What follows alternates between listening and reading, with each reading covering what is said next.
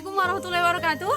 Jadi pada hari ini saya sudah berada di Desa Baringin Silangge, dan desanya bisa kita lihat dari sini. Itu dia desa, beberapa rumah warga di Desa Baringin Silangge, Kecamatan Dolok, Kabupaten Padang Lawas Utara.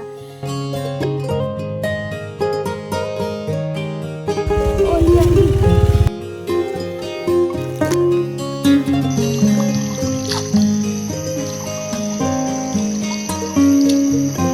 Jadi guys, ini salah satu sumber mata air yang ada di salah satu lahan warga Desa Baringin Silangge. Ini airnya, air mata air ya guys. Ini bisa diminum. Saya coba minum dulu. Ini sangat segar sekali. Yang ingin berkunjung silahkan datang ke Desa Baringin Silangge, Kecamatan Dolok, Kabupaten Labuhan Batu, Kabupaten Padang Lawas.